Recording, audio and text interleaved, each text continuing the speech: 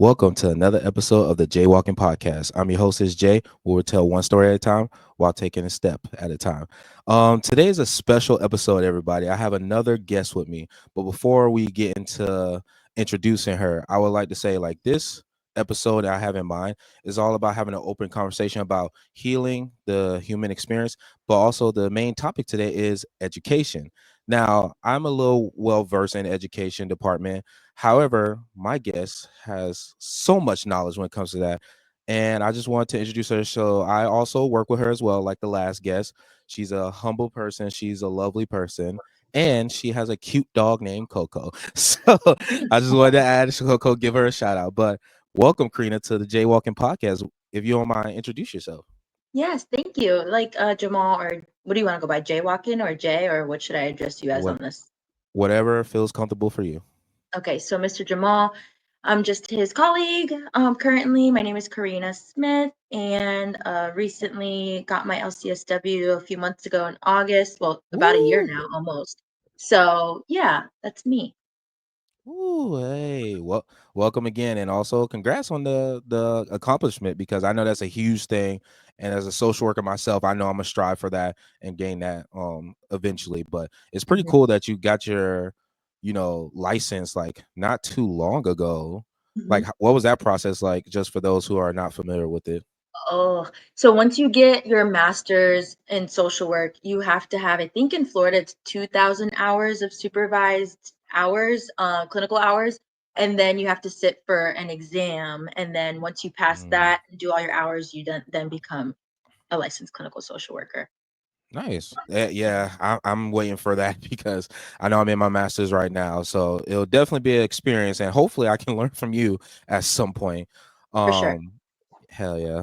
Now, the main burning question I always have for my guests who comes onto the Jaywalking podcast, we talk a little bit about anime. So I'm just curious, what is your honest take about anime?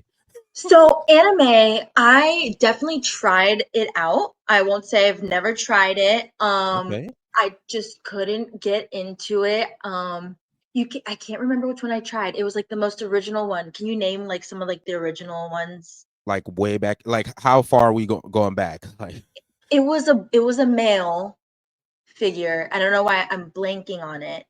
It's name like four or five of them. okay, the ones that always come off the top of my head, like when we think of like classics, one is Dragon Ball Z. I watched that Um, a little bit when I was growing up. okay. The other classic is Naruto. That's the one I tried. That's the one I Okay. tried to watch. And Oh I my couldn't god. get into it. I don't know I know. why. But you tell me, I might be veering off topic, but is Boondocks considered anime? No. I will say yes. The culture of itself, like in the community, would consider that as like an anime. Okay. So I So remember, okay, so that I watched Avatar. I think that counts that too. is a classic. Yes, that counts. So I watched Avatar, and there was one more that I just realized. I asked the other day, and I was like, is Pokemon considered anime? Yeah. It granted it started off as a cartoon, but everyone recognized it as an anime. So So you that's technically mine. you watch anime. Yeah, that's mine. I don't religiously watch it. I'll watch it here and there, but like not on my own. If it's on, it'll be there. But I've seen those things, so I'm a little familiar. Okay. No, that's pretty cool because I know there's a handful of people who just did the same thing as you, just dabble into anime, just watch it a little bit. But there's some things you can't get into. And honestly, like Naruto is a long ass series. So Hmm. I definitely know like it takes a lot of commitment for that. Maybe we should Hmm. start you off. Hopefully, by the end of this episode, we can start you off with some shorter but concise animes. Yes, baby steps. Yes, baby steps. But speaking of baby steps, I know far as the anime community, I don't know if you realize it or not, but there's a lot of like educational points when it comes to anime. Now, Okay. I can name off a couple of things far as like certain animes that has certain topics that I want to get into. But I'm curious, just tell me a little bit more about your experience with education. Yeah, education is pretty cool. So I first off am the type of person who like never pushes education on anyone. I think that it's not for everyone. I'm totally an advocate. Like if trade school or whatever the case is more for you, then that's cool. And that's education in itself. So I don't knock anyone for what education looks like. But for me, education really brought me a lot of relationships, a lot of lessons learned, um, a lot of bringing my family together for celebrations and stuff like that. So Okay. with education, when I say that, I'm not just thinking about like being in the classroom and like getting a grade. It's really like the Okay. connections I've built and formed from going to school and learning new things and being in settings where I don't know everything and I have to turn to my partner or my classmate and that kind of thing. So that's what education really means to me. Okay, because I know just to give the podcast a little insight, I was talking to Karina about this, I think Thursday a little bit about like just education and just her perspective. And that is a great way to look at it because I know a lot of people, including like even the culture of like anime, sometimes when they think of like education, it's more of like, oh, studying, getting the good grades and just kind of showing up. But it seems like from your perspective, it has more of an impact, not only just like, your education, like your credentials, but more of like that relation, that connection building around. I'm curious, like, what are some of the things like you experience, like far as like developing those relationships, lessons, and all that good stuff? So to start, my best friends in the world I met in third grade, and we've been friends since. So I've had a Ooh, that's almost classic. 20-year friendship already just built off going to school and meeting them in school. And like I kind of touched on, like with my graduations, that's when my family got together outside of major holidays, was to come together Mm, and throw, themed graduation parties for my bachelor's, for my master's. And I think that was really cool to see, people come together for a good cause and just other things, just random people I would have never thought I would talk to or learn from, has definitely opened my eyes to different cultures and communities and even get in touch with my own self and my inner just self in general. okay. Yeah, it's pretty cool. And I can relate to it in a similar way when it comes to just not only anime, but just kind of expanding on like my educational side. Like I know when I got my bachelor's in social work, like my family showed up like just to like cheer me on. Even my best friend to this day, I literally still have the video. He was like, "Let's go, Jay." And then Yeah. he literally regretted because he was like, "I should have did the Naruto." And I just said Sasuke out Yeah. loud, like just to kind of like enjoy that like vibe and also like the Mhm. party afterwards just to celebrate with multiple people. Yeah. And what's for me like was touching the fact that the neighborhood I grew up in, like everyone see me grew up like from like going into like high school and going into college, and everyone seen me take the bus every so often and just getting Ubers and going to work. So it felt like a whole community was backing me up just so I can get the education because they made sure I wasn't in trouble. If I was out too late, they told me, "Hey, get in the house. Like you need to just not do things." Like it just built a community where literally like they was looking out for me. And when I finally got that bachelor, it felt like a win for everyone. Mhm. Yeah, my family made custom shirts when I got my master's. It was really cool to see them put that effort in. Like I put in so much effort in this and like to see them meet me where I'm at was super cool to watch. And then like you said, like just having being in education or like being in school, it helped me, I feel like, stay in a straight line basically because I had obligations to meet and I had class to make and I had, you know, tests to study for and stuff like that. So where I could have went left, I feel like it kept me right because I had things to look forward to, and then ultimately that accomplishment at the end is really self-fulfilling, so that feels good too. Yeah, I know. Especially like I know for me, like I didn't think of myself going to get a bachelor's, but then I was like, I got to be the first in my family because I'm already on that track. So I might as well, get into that and still being the only one that's going to college. But I'm Mhm. curious for you. You named something that was important, like how like you were supported and like people made custom shirts. I'm just curious, what was that feeling like? Just seeing like the people like you care about the most coming to celebrate you and your achievement. The only thing I can think of is, like, the word "wow." Like, when I saw them, like, step out in their shirts, I think it said, like, "Proud mom of an MSW graduate, proud dad of an MSW graduate," and then my siblings all had one. So it was just like, wow, like, I think that when you're in the grind of education and you make it look easy, people oftentimes forget like how tough it is. And Yeah, so to for see them, sure. yeah, to see them clap for you and like put effort in just for that one day, it just makes it all worth it to me. Yeah, I'll definitely say it makes it worth it for me as well. Now, just to kind of expand it a little bit and tap into the anime world, if you're ready for it, there's Yeah. been a lot of times when in my like education journey, there's been like, ups and downs, obviously. And there's been times like I felt like either, trying to like fight for something or prove something. I'm just curious, did you ever felt like any given point, how big or small, like you felt like you had to prove something? Mm-hmm. Oh yeah, for sure. I felt like, especially when it came to the end of my master's program, this was a tough battle for me because Mm, I was diagnosed with a health concern the last 2 semesters of my master's, yeah. so I had to take time off, like a medical leave. And I'm in the same boat. I'm first generation, associate's degree, bachelor's degree, master's degree. Okay. And so at that end, yes, at that end, I was like, dang, I can't like let this illness like push my graduation date back. Like I have to do it. I have to graduate on time. Like that's where all the pressure started building up on me. And like that's when I was like, oh my God, like this is kind of scary. Like I need to Yeah. prove myself. Yeah, I could definitely relate to that too, especially again, like just to give you a little bit more background of me, like I was again like the only person in my family to go to college, and I was Mhm. around a black community where 9 times out of 10, like people are doing other means to get like financial income and just doing other things.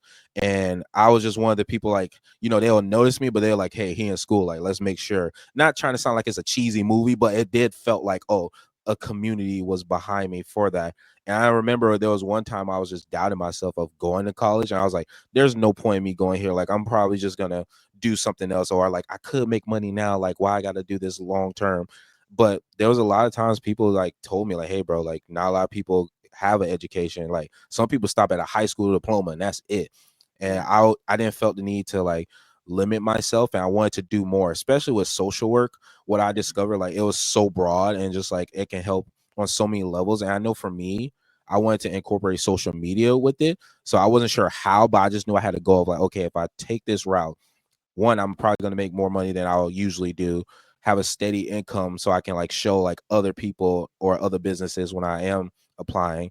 And thirdly, like it's satisfying, Mhm. especially when you go through those downs. And I know you said for your medical scare, for me, it was more like that mindset of like, damn, like, do I want to stay like local and stay with these group of people, or do I want to expand on that? That makes sense. Yeah. And it's curious because I know your story. You mentioned about like that scare and that medical part. And I know you was talking about Naruto. So it's interesting how there's like a similar fate when it came to that. Cause I know, just for your understanding, Naruto, obviously, like you've seen like how many episodes have you seen of it when you was like Probably one watching? or two. Not even gonna One or lie. two? Probably one or two. Okay, that's fair. That's a good indicator because if you recall the first, episode where everyone's just outcasting Naruto and just kind of leave him on the scene, saying just basically call him the Demon Fox Kid, Mhm, just completely shutting him out.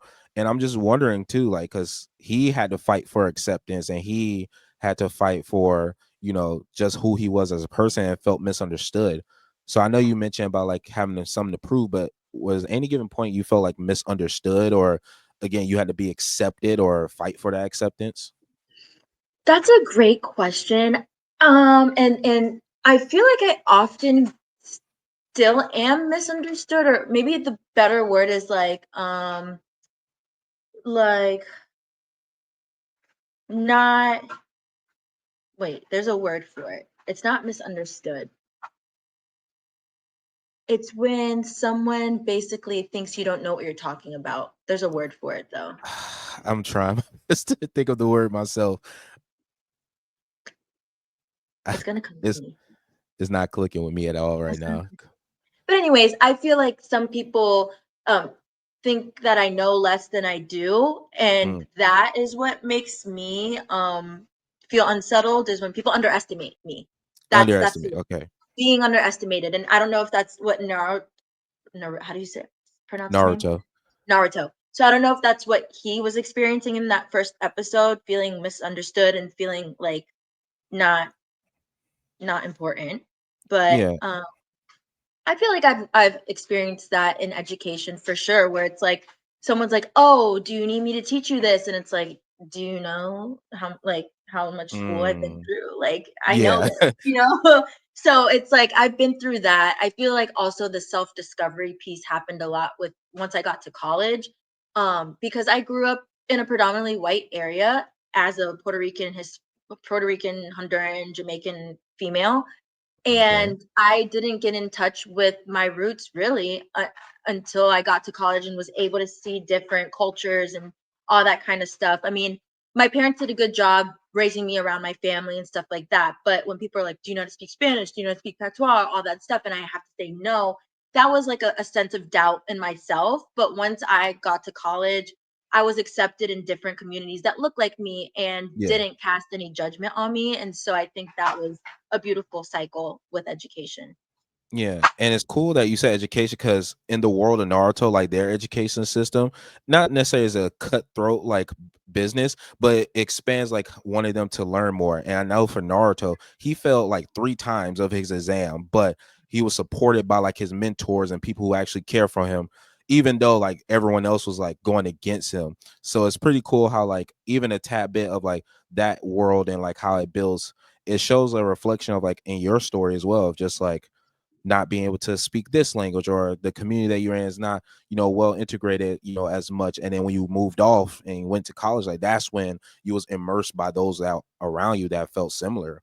I wonder what Hmm. that feeling was like for you. I think it's cool. I'm going to answer that, but I think it's cool because I failed my LCSW exam 3 times.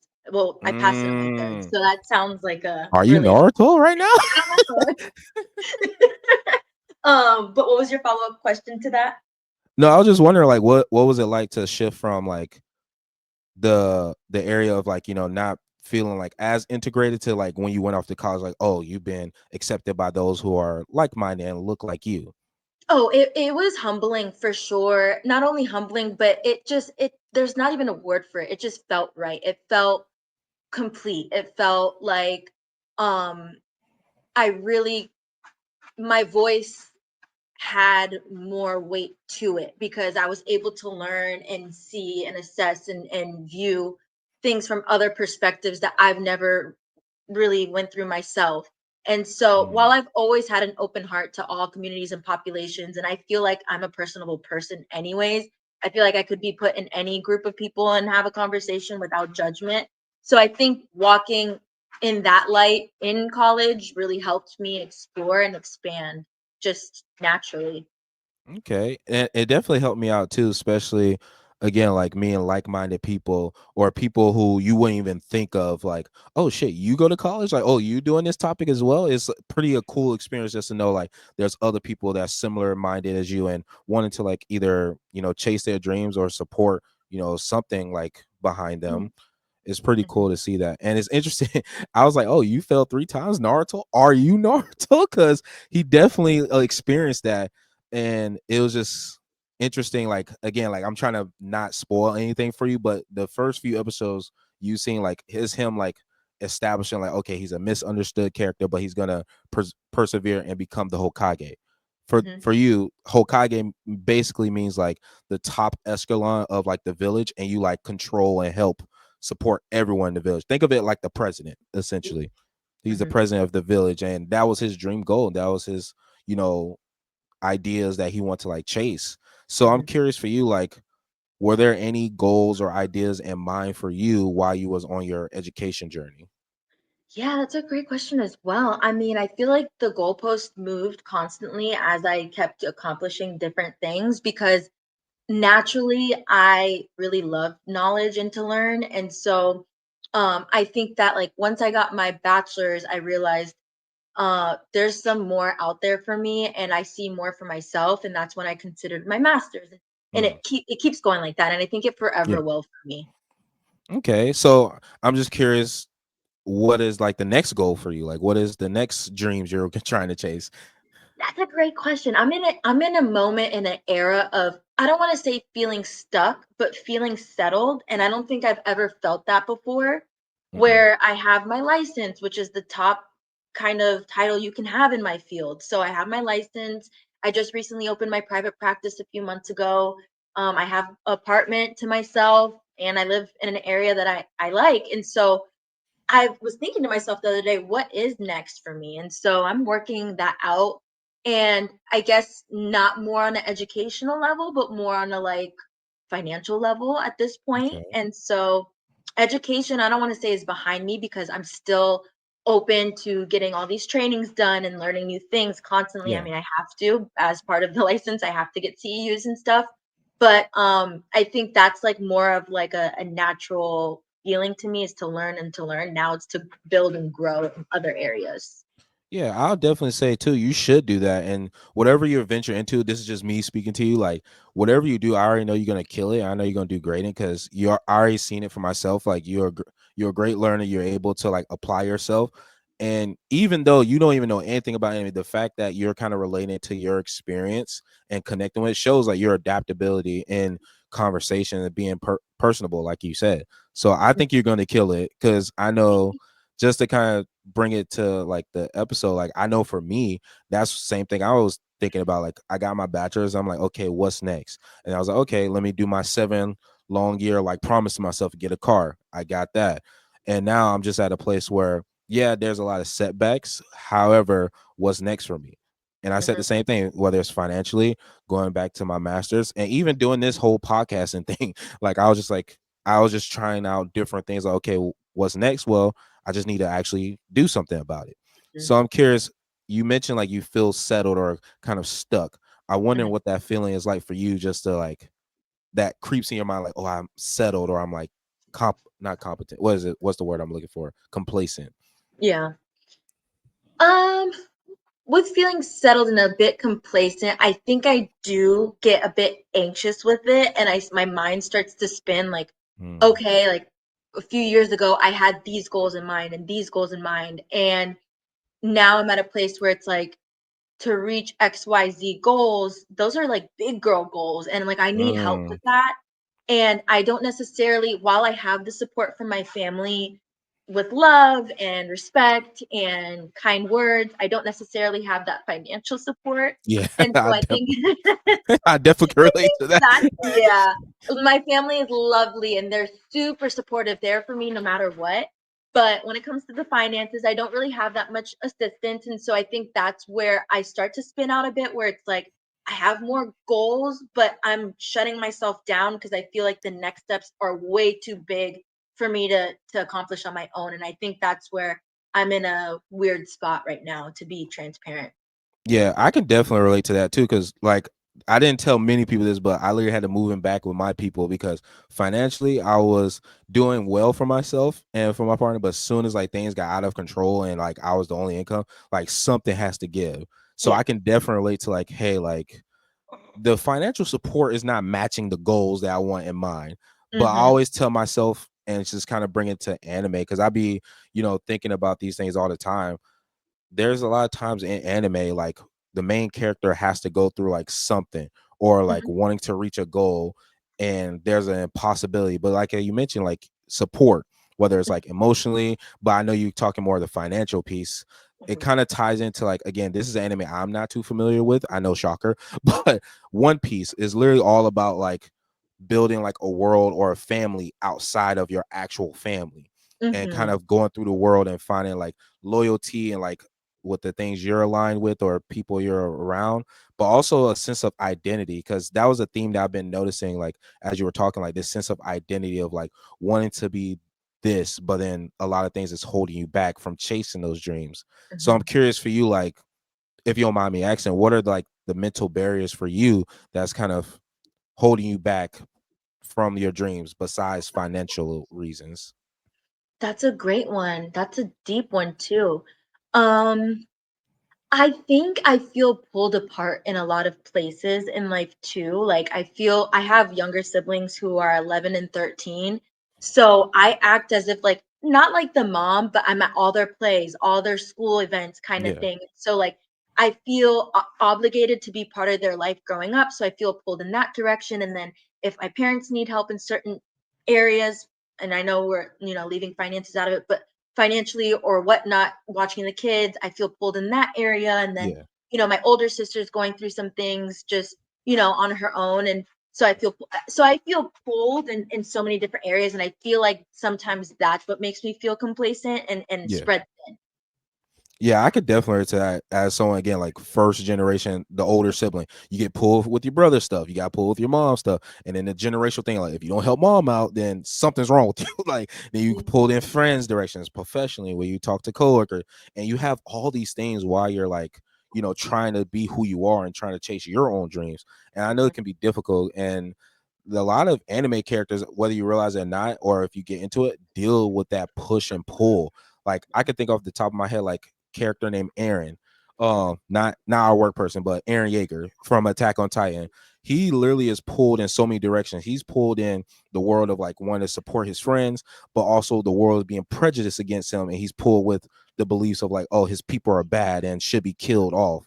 Yet Mhm. when he's pulled in the direction of like anger and grief, which is unresolved, by the way, and we'll get into a little bit of that of like if it shows up in different areas, but he's literally pulled in a way where he's like, okay, I need to kill like 80% of the population just for my friends to feel safe. But then Mhm. he's pulled in direction like, damn, I may have to like die in order for this to like achieve. Will that happen or not? I'm gonna let you watch it for yourself. But Okay. I will say there's a lot of characters that get pulled in so many directions, and what they deal with, in their world, and I'm sure you can relate to as well, is like a lot of like isolation, like fear of like failure, and a lot of times it's like social anxiety. Granted, in those worlds, there's no such thing as like anxiety, but there's a lot of times where they're worried and scared to do anything. So Mhm. it sounds like that's where a place where you're coming from. But only like you're just being pulled in different directions. Yeah, I just feel like I can't be in so many places at once. I'm gonna get Coco because she's making some noise. So 1 second, because Okay. she's Podcast. If you accidentally. don't know Coco, hopefully she make a special guest appearance because the dog is lovely. The dog is pretty lovely. Oh, I hear her in the background. There's Coco. Welcome, Coco, to the podcast. Oh, that's Coco, everybody. Look at Coco. Be good girl. Oh, she's shy. Oh, she shy. Oh, she camera shy. Coco, Hey, say hi. Coco. All right. This is the I first. won't This is never the first time a pet. No. This is the first time a pet is being introduced to the podcast. So, hey, this is all lovely. This is all over. First of many. um. So what we were saying before that? Oh, I was just Something. curious, like, far as your own journey, far as like fear of failure, social anxiety, or just isolating. I'm just curious that did you ever experience that? With the things you've been saying. Yeah. So the social anxiety is funny. That's a great one because I noticed that my social anxiety spiked during COVID. Okay. Where I don't know what happened. I don't know if it was because I'm so used to hiding behind a mask, literally, Mm. that it made me feel awkward to be in social settings and stuff like that. And I feel like I didn't overcome my social anxiety until I started working at our job because the Ooh. job before Okay. I had was hybrid and I was able to work from home and hide behind a screen and whatnot. And so I actually feel like I recently just overcame my social anxiety. I didn't have that in college or any school. It really just started more recently.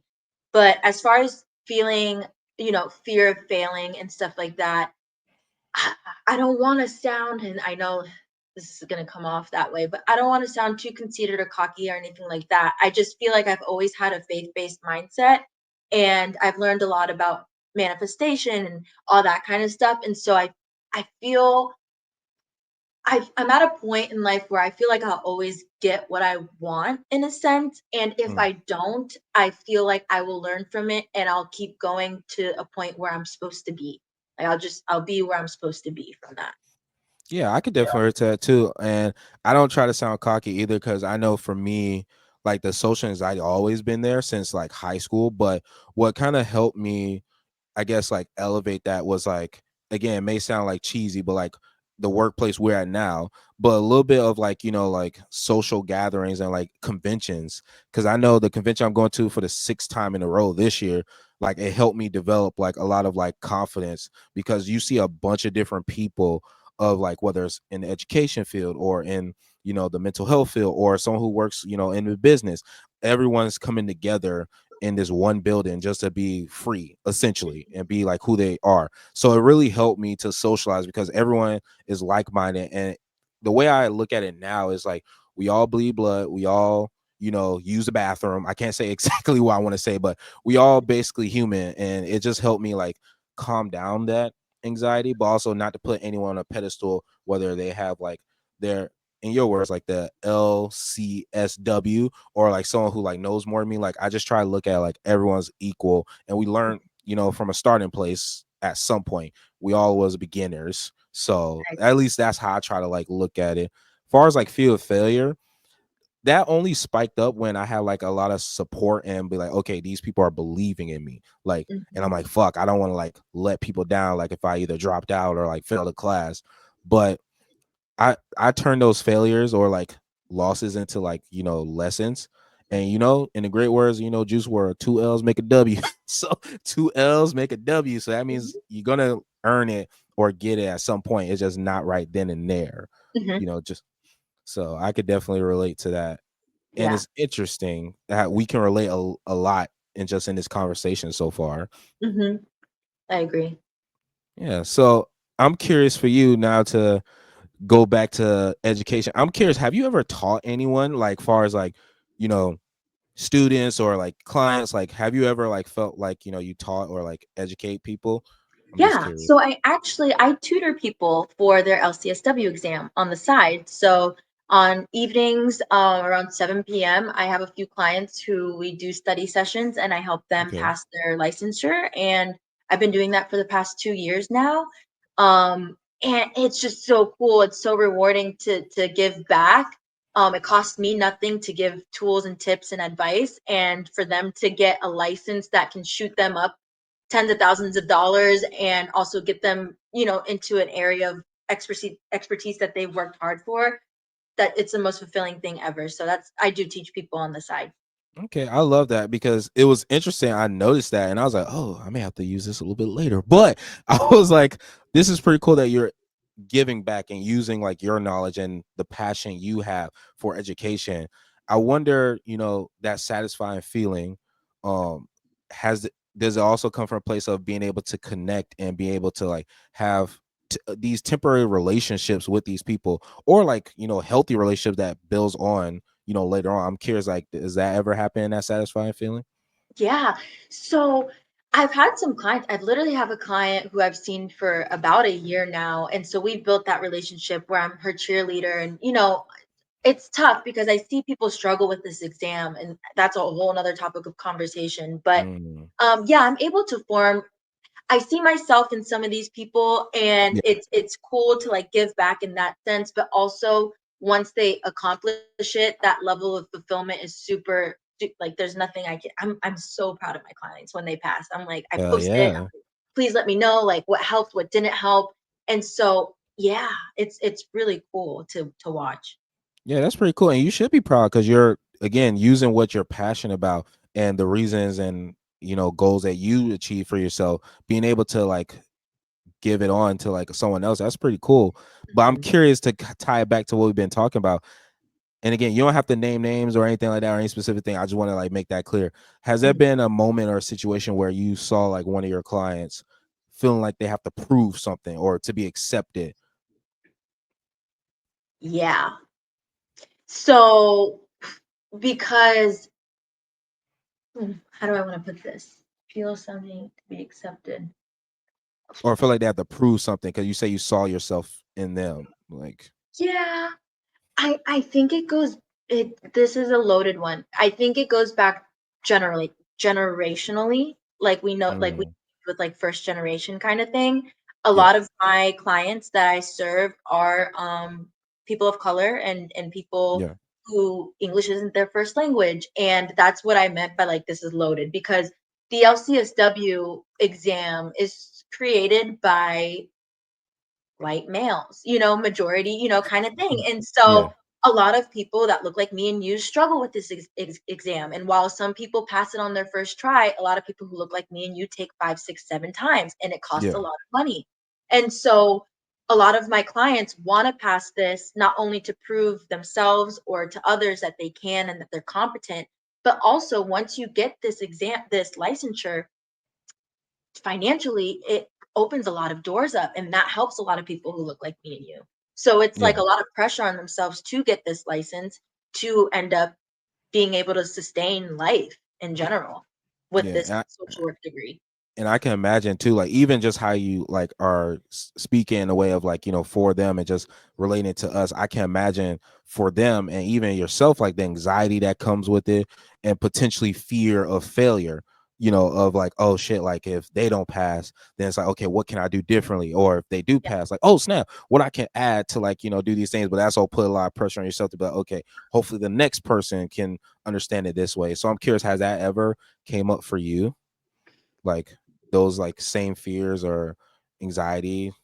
Yeah, when I took the exam, like I said, I failed it 3 times. Well, I failed it twice. I passed it on my 3rd time, and those first 2 times I failed it, I went into a very deep, sad moment and a lot Mm, of negative self-talk and am I competent enough and am I ever going to get this kind of thing, or maybe I don't deserve it, or maybe I'm not smart enough. All those things came to mind when I didn't pass it.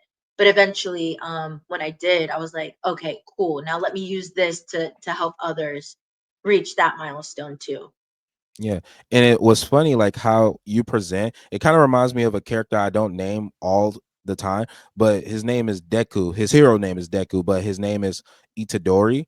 He literally comes from like a family that's not rich or anything like that, kind of like a first generational thing. Mhm. But the way that he portrayed his character, he's more of like, in this world, like there's like powers, what they call quirks, and you have like certain quirks, whether it's intelligent, physical, or something on that level, and he's quirkless, meaning he doesn't have no special powers, and everyone around him has these powers and just essentially bully him, especially his best friend. Well, Mhm. now his best friend, but his best friend bullies him and like torments him all the time. However, it was like a moment where All Might, which is a hero, which is the number one hero in this story, and over time he becomes this teacher, the person who's like giving back, because at one point he was quirkless, and though Mhm. with his power it was passed down from generational thing of like the first person had this power, pass it down to second, third, fourth, and so forth, and he Mhm. blessed him with this power and granted through pain, trial, and tribulations of him breaking bones in his body to dealing with like the withdrawbacks of not being strong enough. But as he's progressing, he's inspiring other people, because there's also another character named Todoroki. Mhm. Basically, his home life was shit, but Mhm. he basically was trying to reject part of himself and the power that he has and use another power, but he knows if he uses full potential, it will be immaculate. But he's worried about the dad being like, oh, I won, like, oh, this is something I taught you. But he taught him how to use all his power, and they did a whole out battle clash. I want you to see the clip because it's such a powerful moment where this character who is holding half his quirk, which is he's hot and cold, think of icy hot. One half Mhm. his body is hot, which is flames. The other one he can freeze stuff, but he never used the flame stuff because of the trauma he experienced with dad and how he attained those powers. But Itadori, through his lesson of like, his educator, he put it onto him and be like, hey, like you need to use your power. Don't allow this person who gave you this trauma to misguide or not use it. This is your power. This is you. You're Yeah. not your dad. This is you. And all his anxiety and the fear of failure and those things that we've been naming, he literally like tapped into it. And they had a big clash of similar ideologies, but the teacher, which was the student, Itadori, was teaching another student, like, hey, you can do this. And Mhm.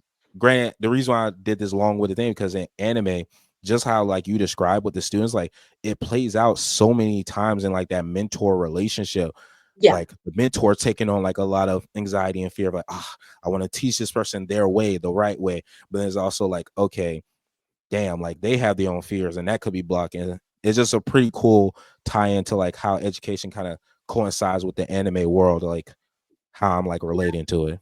And as you name that and as you express that, I see myself a lot in the teacher that you just named. What was his name again? All Might. All Might? Yeah, it was All Might who originally taught Itadori, but then he became like the mentor to the other Okay. students. Yes, because when I'm teaching my clients, I'm not, yes, I'm going over content for sure, what they should know. But a lot of times I'm teaching them like self-talk and like, what are you telling yourself as you answer this? When do you notice you're getting anxious? At what number question do you notice your anxiety rise? What are you Yeah. telling yourself in that moment? And so while I'm teaching them a lot of content-based material, I'm also being mindful of what did I struggle with and what helped me pass, because I see it happening to you, and that is not something a lot of people can teach, is like your self-talk, what you're telling Yeah. yourself kind of thing. Yeah. Yeah, and it's definitely a powerful thing too. You don't have to be like the smartest or the strongest or whatever that may look like, but if you're able to like speak to a person and be able to like relate to them, like, hey, I have these same fears, I had these same issues. You can do it because look at me, I failed it twice, Mhm. passed on the third. Like, you got this. Mhm. Yeah. So That's it's really pretty cool to hear that.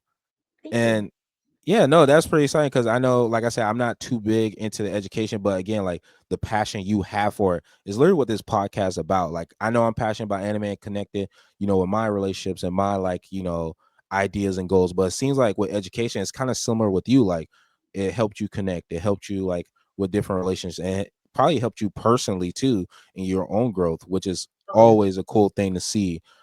Just kind of like seeing how other people's passions are playing out in other people's lives.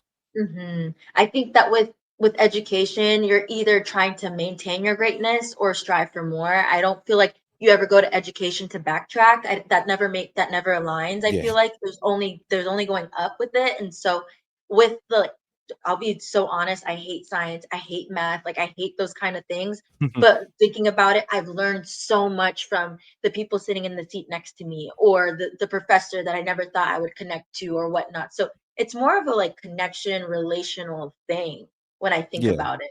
Mhm, Yeah, and I could definitely sense that because I know, again, and guys on the podcast listen, I do consider Corinne a good friend. I didn't mention that in the beginning, but she is a good friend, and a lovely person to interact with. But I know for me, it's the same thing with anime. Like, I did not expect to meet, a businessman or someone who owns like a boat, like that I didn't know about. I didn't know that I can relate to someone who also doing the same thing as us. Like, it's so many connections when it comes to like that world. Like, I'm literally going to a convention next week to meet mhm, all these different people and just have our inner child like come out, and but also being able to be together. And I know in the as a black nerd in the culture too, like there's been times where I feel represented, mhm. especially how you named earlier, like with the test, like it's made by a white man, and it's just Yeah, difficult. So I mhm, can imagine like that's difficult. Same in the anime world, like as a black nerd, like it's difficult to find like your path in there because it's overshadowed or like oversaturated by like other groups. However, at least with anime and the conventions I go to, we there's a different culture and vibe. Like, there's Indians, there's white, there's Asian, mhm, there's black, there's Jamaican, there's Puerto Rican. Like, we have so many different connections there, and it's such a beautiful thing. And same with education. I know I had people like I still talk to because of education. Like, mhm, to this day, Professor Naylor, love her to death. She was mhm, literally my sociology professor in Palm Beach State, and to this day I still remember her name. I remember the lessons she taught me, and the fact that I don't remember the name of it, but it's basically like you're a teddy bear, a fox, a shark, owl. I don't know what the lesson is, but basically I discovered I was a teddy bear where I sacrificed my own stuff for the sake of the relationship. And that's still to this day ingrained in me, like, oh, I learned that because for me that felt important to know. And mhm. education when it comes to like other relationships that may play out.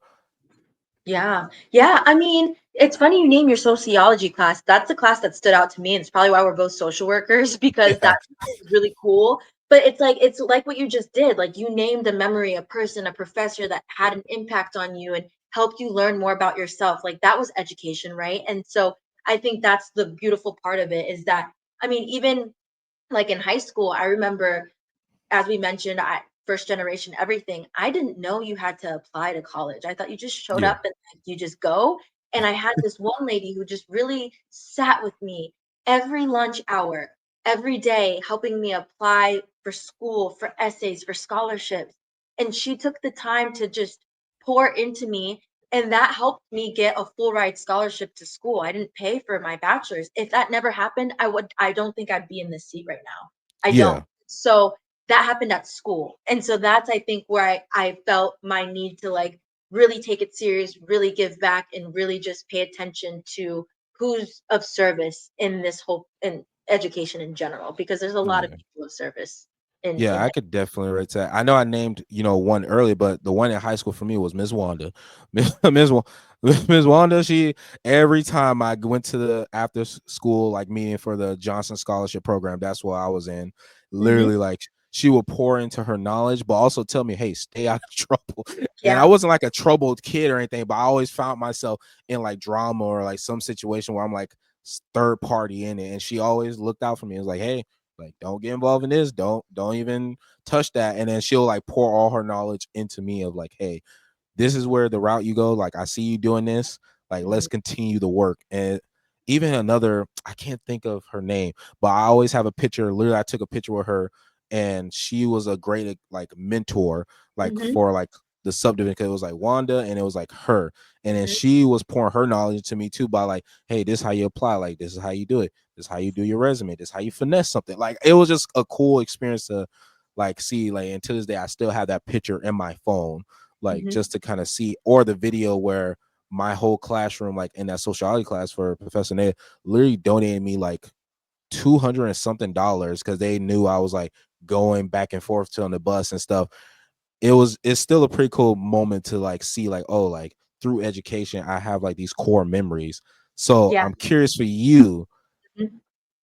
do you live, not necessarily live for these moments, I'm trying to figure out how to word these questions, but when Mhm. those satisfying moments for you come up, whether your student pass or like something that you pour into, into them, flourish, how do you feel about that? What do you gain from that? Because I know like it could be an awesome feeling just to see that. Yeah, so selfishly, I feel proud of myself in a way where I'm like, dang, I did that. I really poured into them in a way that it stuck and it helped.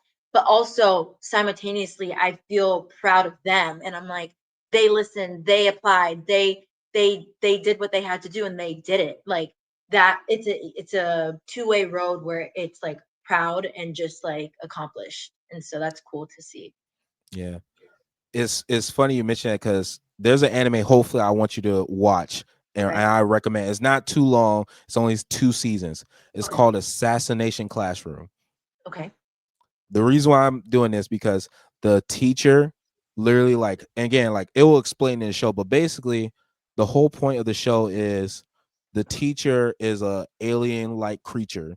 Granted, it's not a weird thing. Hear me out. Hear me out. Yeah. He's literally a teacher because he chose that path, and he put pressure on his students by saying like, hey, within a year I'm gonna blow up this planet, but while I'm here, I can just be an education person. Now, I won't get into the reasons of why and stuff like that because that's spoilers. But he literally take his students where they was like outcasts, as like in this world, there's a system. You either, the top ranked student or you're nothing, pretty Mhm. much.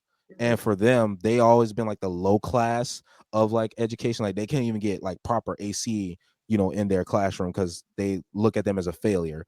Because in that world, if you're a failure, you're not educated or anything like that, you're just nothing. You're gonna be just simple, basic. While the top elite, who's like in the top 50 or top 5 or the 1% in education, like get so many latest perks and like the highest facility and stuff like that. But he takes these students and take all their flaws and take all their like strengths and tutors and teach them his style and their way, and each person literally elevates in the show. I won't get too much into it, but I want you to watch that because as an education person, I can tell like that anime will suit you right in, Yes. especially with the emotion, the connection, and the relationships that you mentioned.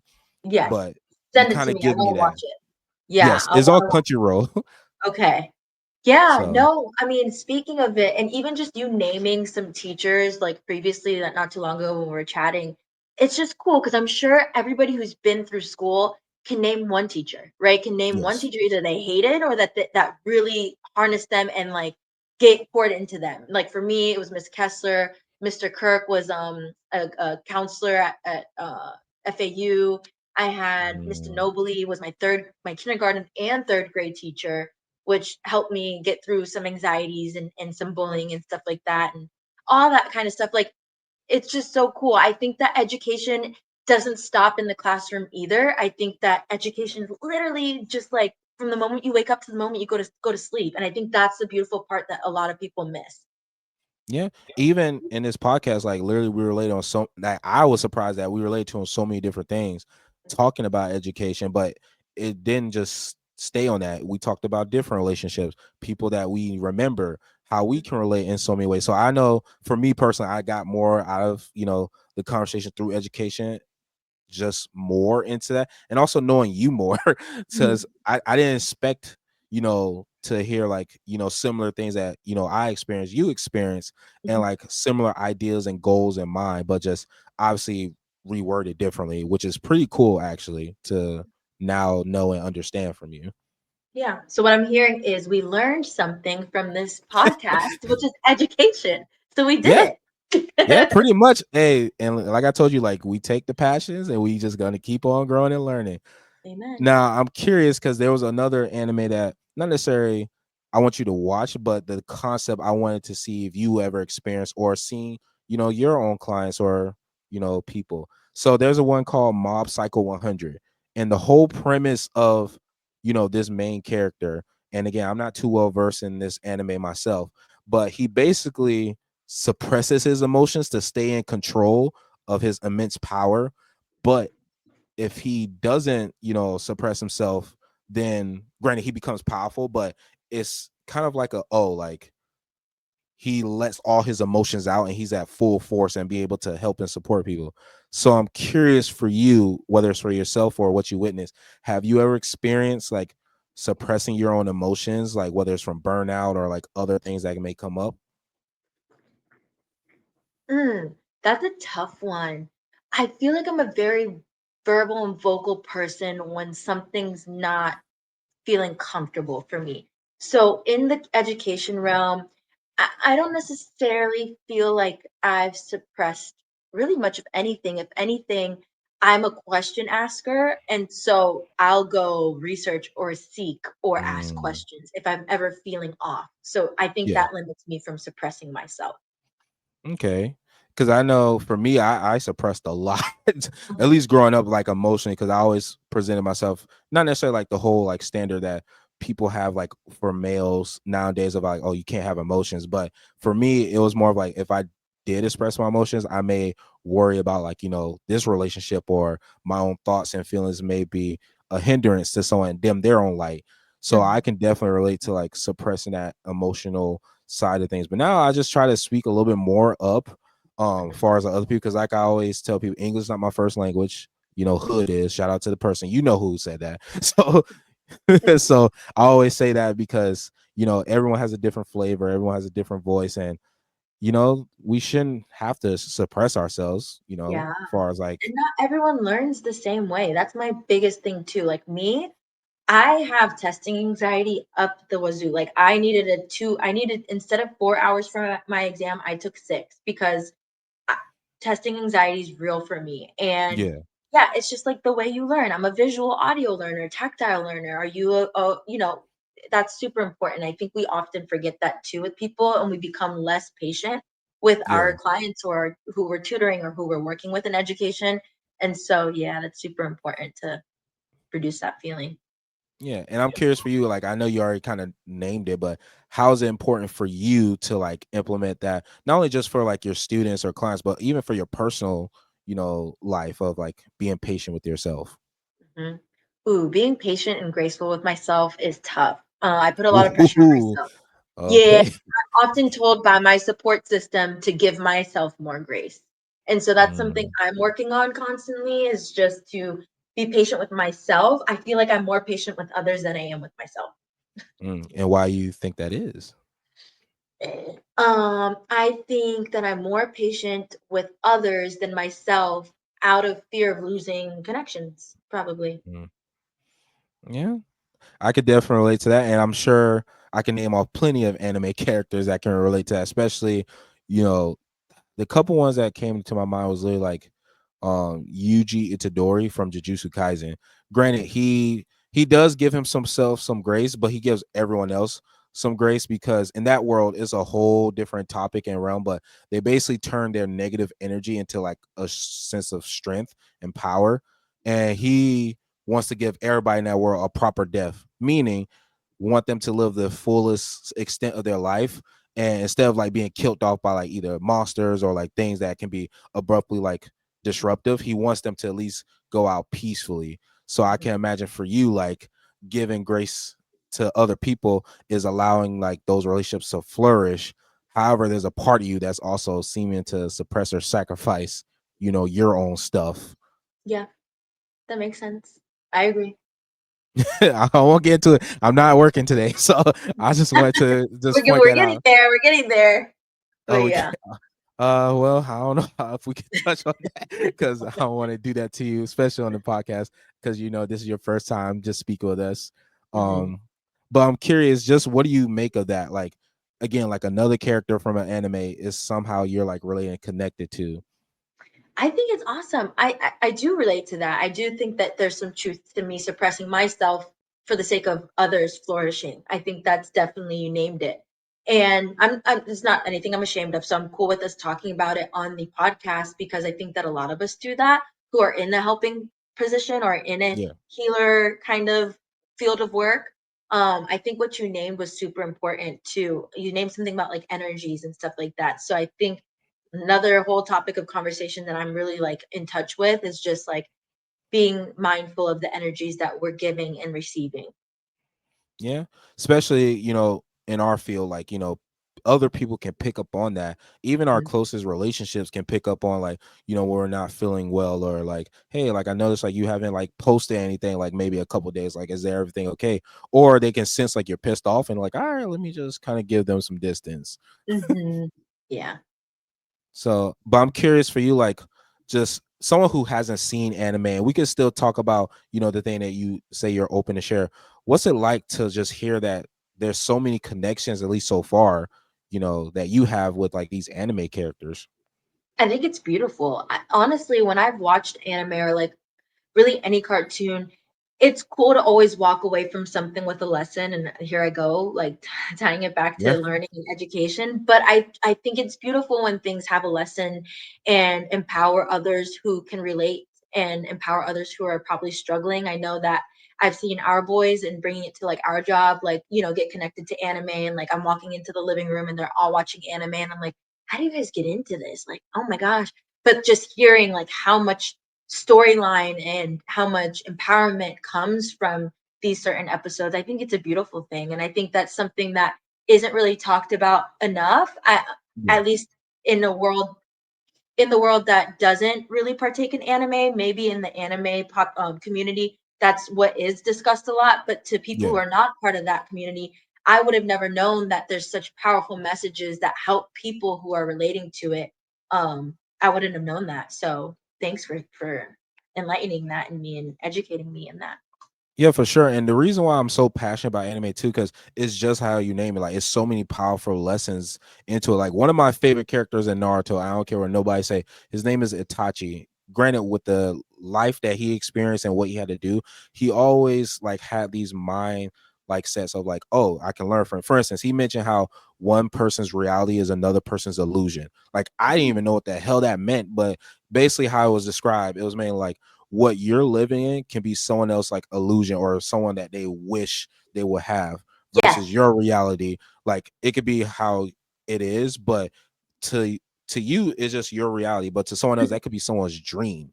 Yeah. And Oh yeah. is and then another lesson he always say, he always tell his brother is like, I can't think of the words, but he had a quote where he was going through a tough struggle. He was like, why do I go left if there's nothing right? And why go right where there's nothing left? It's like you never Mhm. hear these messages like out in the world, but it also discusses like depression. Always discuss how do you suppress yourself. Always talks about anxiety and fear. And hell, like the anime I named to you, like is teach you how like to pour and educate other people to kind of move them forward. Like, it's Yeah. so many great life lessons in anime, and I always love it when I like introduce that to people. So it's pretty cool that you're able to take away from that, which is pretty exciting for me. Yes.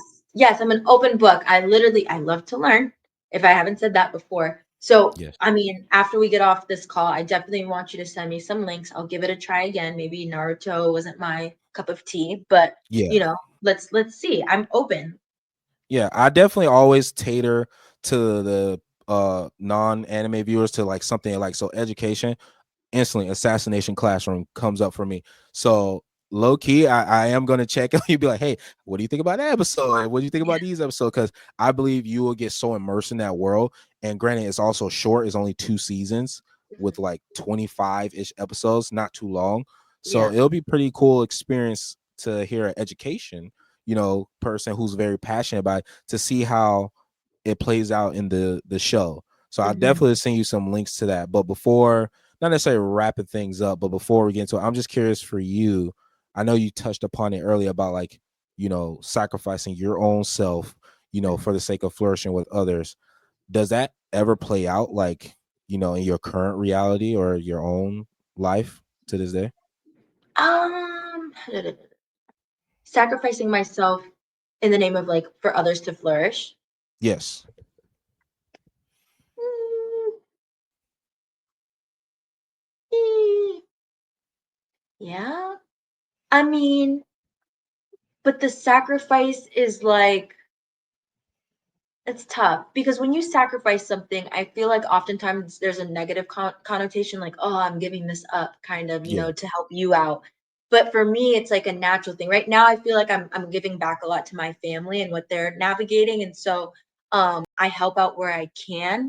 I think that there's sacrifice in that, but also me learning my own boundaries and learning that I can't pour from an empty cup has been super important when it comes to just like easily giving and like easily sacrificing, like Yeah. just stopping, pausing, analyzing, and saying, can I do this right now? And weighing out the cost and benefits of it before I do it is something I've been doing more. Okay. And I'm curious, like, how's that been? Has that been improved? Like, improved things in your life, or has it, kept things same? Like, I'm curious what that process is like. I think it's improved. I think it can come off like I think it can come off selfish, like when I don't help, when I know I technically can, but like if I did, it might put me in a hole kind of thing. So like I think sometimes when I don't help, when people know I have the means, it might come off selfish. But also it's like you learn after so many times of giving Yeah. that you can't always because you'll end up in a spot where you can't help anymore and you don't want to be in that spot. Yeah, and I can relate to that the most as well. Like, again, like, it's not seen as a negative connotation, but let's say you're spreading yourself too thin, but you're trying to like do stuff for your own. You won't have Yeah. enough energy, time, and it's just like you're putting yourself in a hole.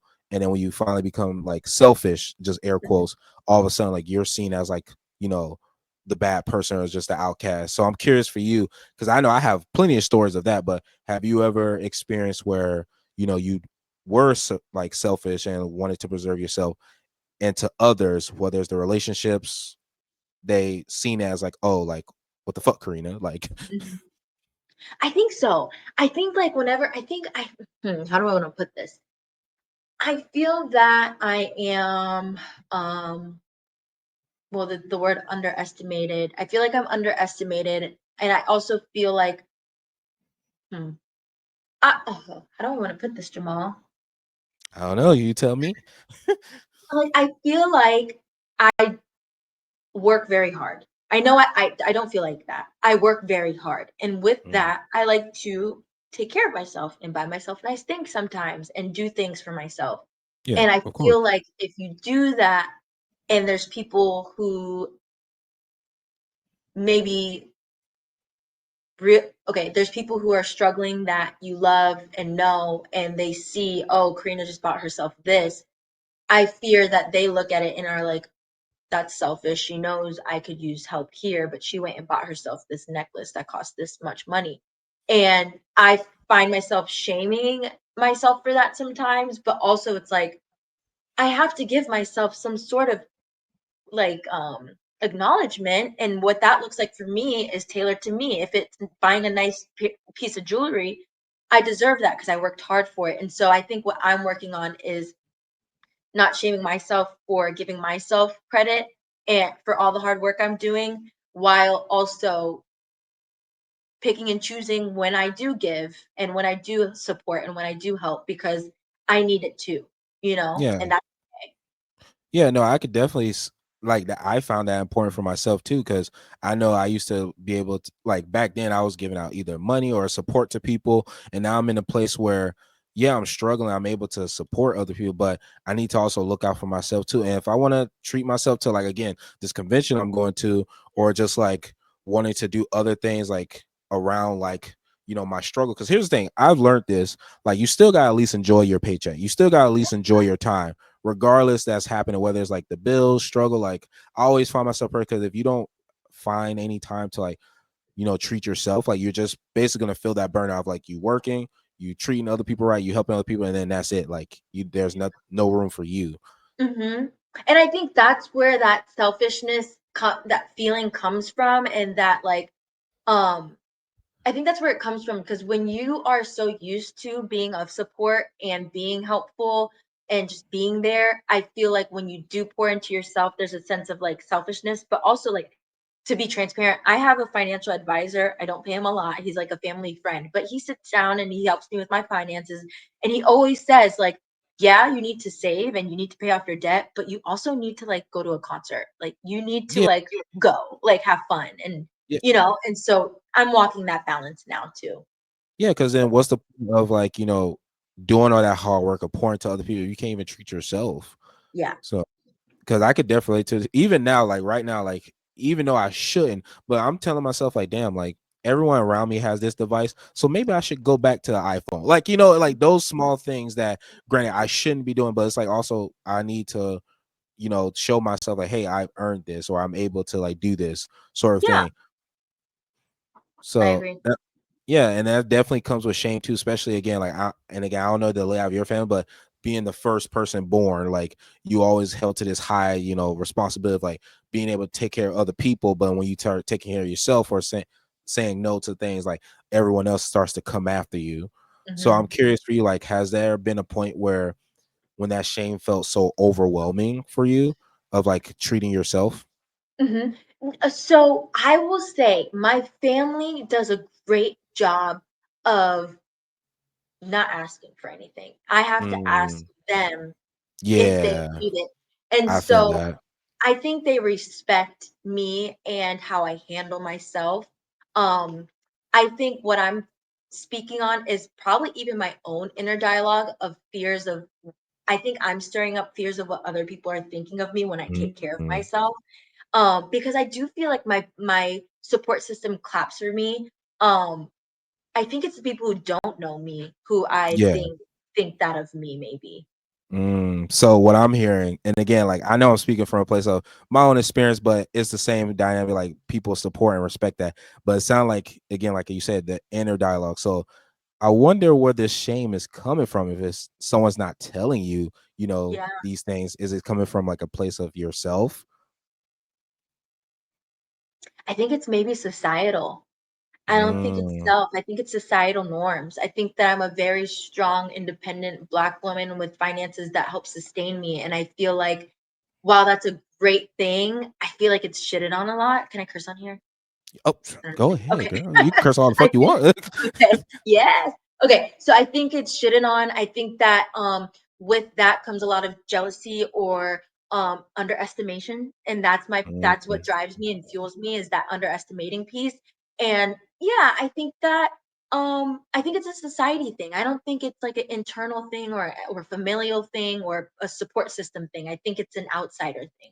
I'm so glad you brought this up, because I know for me, as I've been learning, I know society plays a huge part in Mhm, even social media, but I'm just going to stick with society. Society plays a huge role in how we view and see ourselves.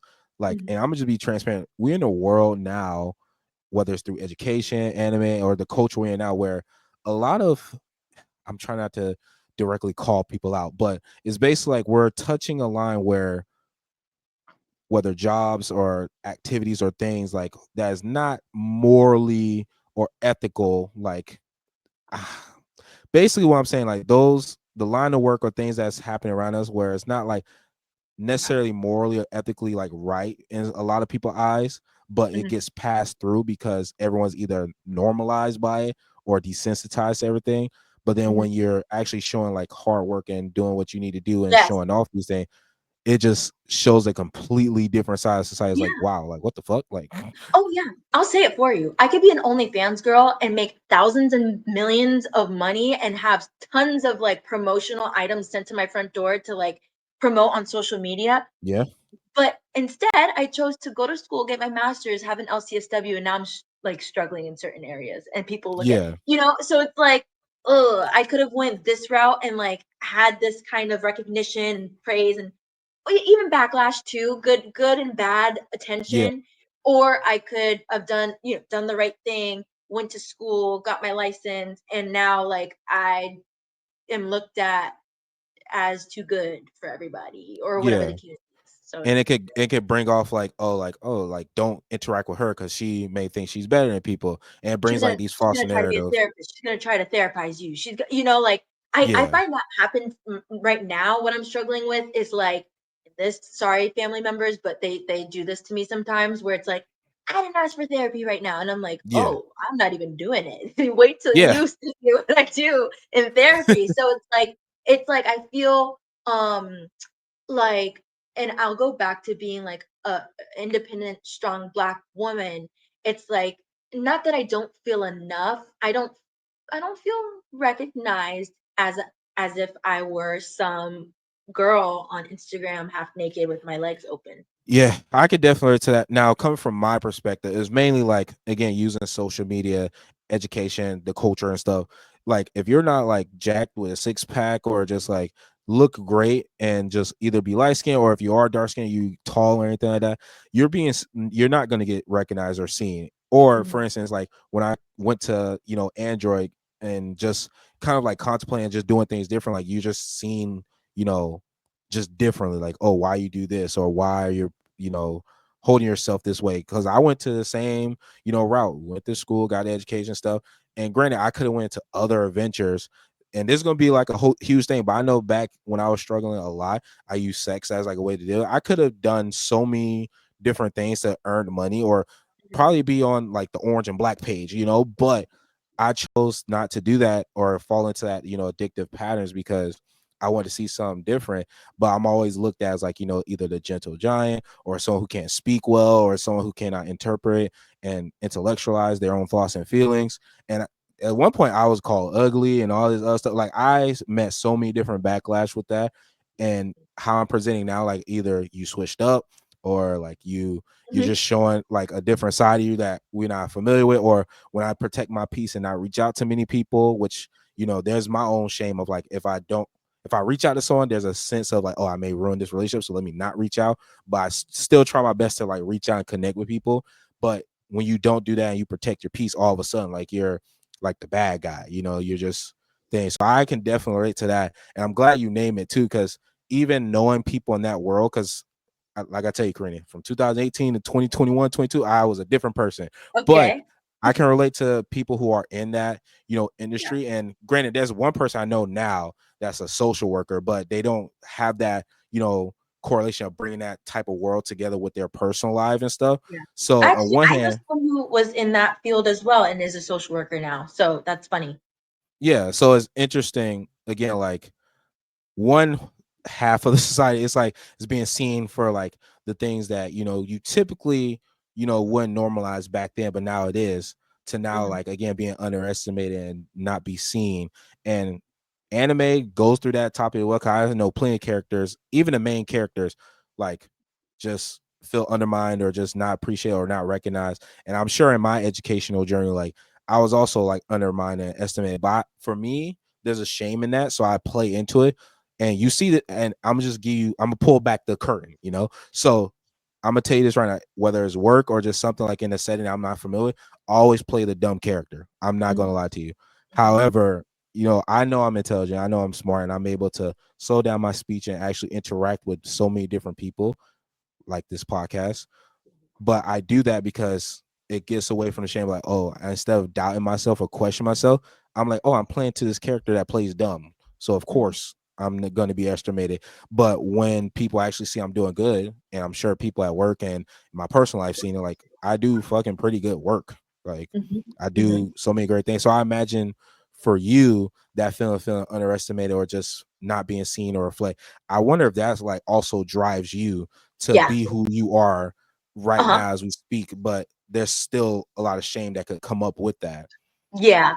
Underestimation, it fuels me big time. Like it's like weird. I hate and love when I'm underestimated because So, when I'm under, like for example, it has such a minute example. Surf therapy. I went to surf camp for a week when I was little, and so I learned how to surf then, and no one knows that. But I went to surf therapy, and the guy was like, "Hey, you need me to show you, like, you do this and you do that." And I'm like, and I go out there, and I'm the only one shredding waves out there. I'm the only one catching all the, and I'm like, Mm, yeah, like you Karina see that, Wade. yeah, like you Okay, see you see, that. I So it's like see. I love that. I love and hate being underestimated because at first it was like a sense of like, how dare you not think highly of me? How dare you think I'm just some dumb pretty girl or whatever the case is? Let me show you. I have this, this, and this, and this. And it's for myself and to show others. Like, listen, don't underestimate me because I can Yeah. wow you. For Yeah. sure. I know I always love, again, like I told you, I play dumb, but then the first person that actually caught on to it, I think it was, I can't name her name, but she works with us, but she literally was like, "Oh wow, like, we talked and I was like, yeah, like I do play dumb." And she was like, "Yeah, I could see that, but you do it very well." I was like, "Of course I can," because once I actually show it all that I know something, and even through this podcast, like I've shown my knowledge in so many different things, literally like when I'm at work, I just show up as like, obviously authentically myself, but the playing the dumb card amps up a little bit because then, I don't have to, do like certain things, just to kind of like do things. But just to again go back to it, just cool that, that feeling of being underestimated plays a huge factor in both our lives where we're like, Mhm. all right, you think I'm just this? All right, I'm gonna show you. I'm gonna show you better I can tell you, as they will say. Yeah. Actions are louder than words for me. Yeah, that is true. That is true because you definitely can go back on your word, but your actions, you definitely can't go back on that. And if you do, that just shows your character, at least my Yeah. opinion. Hmm. So, all right. Well, I'm not gonna lie, this has been a pretty cool, like, episode. And also, again, you kind of broke the record now because we're actually into a whole hour of a podcast now. Yeah. What So is it typically, usually? usually it fares like around like 20, maybe 30 minutes. Dave, the last guest of the podcast, we went around like 40, maybe 40-ish minutes. But this is the first one where it's like, oh, it's like a whole hour. And I was like, oh shit, I did not expect that. So you're now the record holder for, the Yay. anime podcast. So I'm sure someone's gonna try to beat that. So Yeah. I Well, definitely no one can gonna beat this. can't beat Coco, ladies and gentlemen. Look at her. All right, girl. Exactly. Pay attention. Be good for the camera, girl. Don't make all those. She's not trained. She's not media trained yet. So She not. Hey, listen. When anyone will be media trained, we don't. that's true.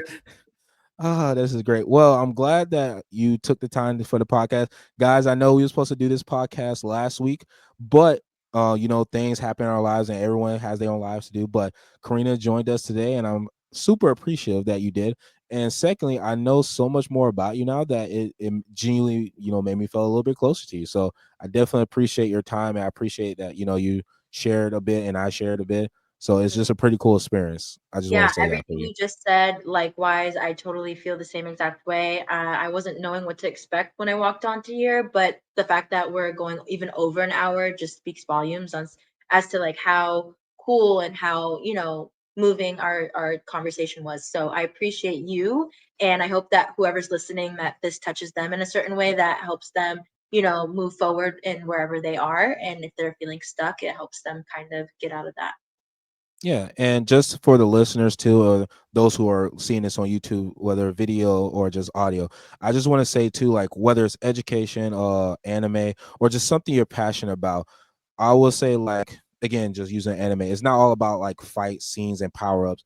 It's about surviving. It's also giving life lessons.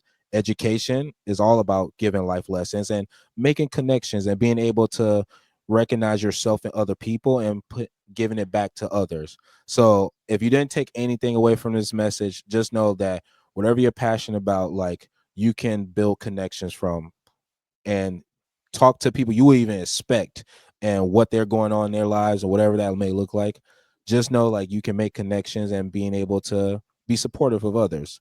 So Karina, I'm just curious, is there anything you want to share to the podcast, whether it's your own advice, the topic, whatever it could be? I'll just say keep tuning into Jaywalking. I think that these topics are so super cool and how you connect them to anime and your passions. I'm excited to see what else comes in store. So let's just keep going and keep rocking, Jay. Hell yeah. All right. Thank you guys for listening or watching the podcast. Karina, thank you again for being a guest. And I would like to say, be positive, be happy, be you. And most importantly, love yourself, make those connections, and be a boss ass bitch. I ain't gonna care. That's all you gotta do. Whether you're a man or woman, be a boss Mhm, ass bitch. That's all I can say. mhm, All period. right. Coco, you want to say anything before we go? Coco? All right. Thank you, Coco. Oh, look, she's media training now. Look at that. On the Jaywalker podcast. Okay. All right. Thank you, everybody. Take care. See you. Bye.